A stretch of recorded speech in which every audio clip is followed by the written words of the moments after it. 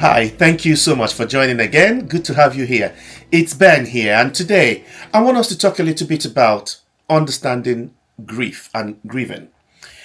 Imagine waking up one morning and the person you love the most in the world, or someone you care about, someone close to you, the person is gone. No warning, no goodbye, just gone. Or maybe they were unwell or something, but when they go, something happens. There's some silence of some sort. That crushing weight in your chest. That's grief right there. And sometimes it's not about losing someone. It could be about losing something else. So generally we're talking now about losing something that defined your life. Grief is really our response to any significant loss. Loss doesn't have to always wear the face you expect. It could be losing a job that you were passionate about, or a divorce, or losing a relationship you thought would last forever, or moving away from a place you called home, or even your health, losing your health or physical abilities, losing your eyesight or something like that, having to let go of a long-term dream, maybe a childhood dream of some sort you held for quite a while, or even losing your sense of identity or purpose. Grief in itself really is an emotional journey. We go through this emotional journey after a significant loss. It is a process. Now, let's talk about these famous 5 stages we know about grief and grieving. But remember, they are really more like different emotional states than actual stages of the grief process. And they all apply to all types of grief, whether bereavement or loss of a job or health issues, whatever it is. The first stage you might have heard about is denial. Usually before denial, there could be a phase of shock where it's like, oh, but denial is the main first stage. And it's not just about going, oh, this isn't happening. Sometimes that might come with it, but it's not really what it's about. When you lose your job, for instance, how denial can show up is it could look like constantly checking your email, expecting them to say it was a mistake. After a breakup, for example, it might be being convinced that the person you broke up with will come back. So think of denial as your brain's first line of defense against this thing that's happened to you. Think of it as your mind's emergency brake. It slows everything down so you can process at your own speed. You know, that's surprising, I'm fine, that people express after a loss. That's part of the denial stage. It's almost like your brain is preparing you, sort of going, okay, let's numb some pain here and reorganize things. And so you just have that kind of, okay, I'm fine. Now, after that, the next stage to talk about is anger. This is the why stage. Why did this happen? Why me? Why now? And the thing is that this anger can show up anywhere, anytime.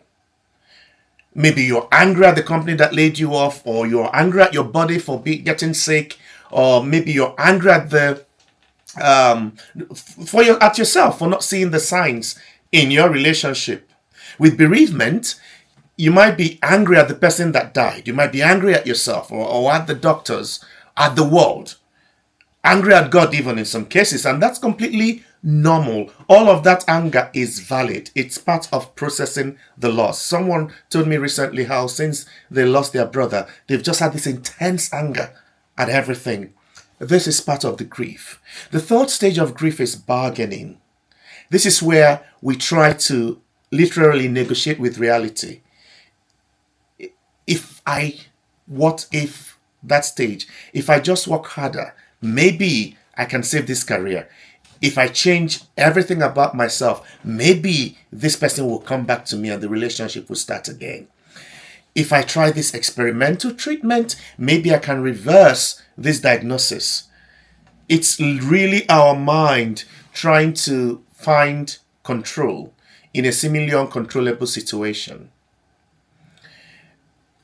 And that process has to happen where all the thinking of all the things that could have been done or that maybe you could do to salvage the situation. And then there is the next stage, which is depression. And sometimes I really wonder if this is the best word for it, because this isn't necessarily clinical depression. It's more like a natural response to loss, some sadness. So when you've lost something significant, whether it's a person, a dream, or a part of yourself, feeling deeply sad is a natural response. Think of it as your mind finally processing the reality of what's happened. And then finally, there's acceptance. But don't think of it as getting over it. It's more like learning to carry your new reality, learning to live with what has happened. Maybe you find a different career path that brings unexpected joy. Maybe you discover new parts of yourself after a relationship ends. Maybe you find new ways to define success after your dreams change. And the thing is that these 5 steps are not linear. You don't go through them in order, one after the other. Sometimes you skip some. Sometimes you go backwards and slush in between 2 stages. Sometimes you feel several at once. Grief isn't a straight road. It's more like a winding path. And sometimes you revisit places you've been before, and that is completely normal. I've often heard people say, why does it still feel this painful? You are grieving. There's really no timeline to it. It's completely normal to feel these things. Okay, for career loss, for example, you might start with denial and then jump straight to bargaining. For health changes, you might immediately you may notice that triggers anger straight away. There's no denial or bargaining, and you could just go straight to anger. Identity loss might cycle between depression and bargaining. Relationship endings might bounce between anger and denial. I can't believe they did this. Oh, why would they do this? That sort of thing. So the point is, it's not linear. It isn't. And sometimes grief doesn't. The phrase I'm thinking is, it doesn't hit right away. Sometimes it's almost like it's delayed. You might be too busy handling arrangements, like in a bereavement situation, taking care of others, just trying to keep it together. And then months or even years later, it hits you. That's called delayed grief. And it's much more common than you think. It happened to me some time ago when I had a bad relationship ending. And in the moment that happened, I literally was fine. Everything was okay. That was me in the denial stage. And I was just fine. Months later, it then hit me like a ton of rocks. So what really even happened? And I started going through anger and all of that. So remember, your grief journey is yours alone. Let that sink in for a minute. It's yours alone. Don't let anyone tell you you're doing it wrong. Because whether you're in denial, acceptance, or bouncing between all 5 stages, you are doing exactly what you need to do for you.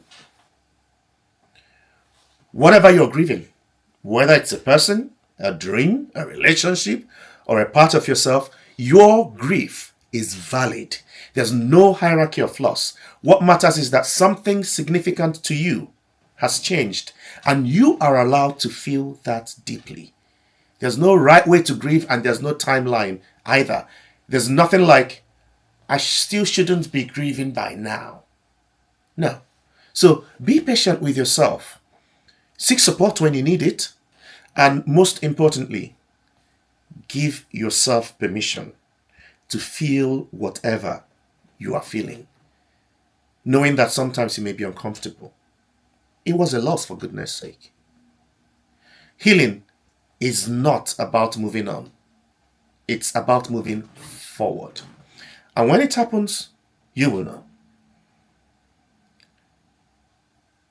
I hope this has helped someone.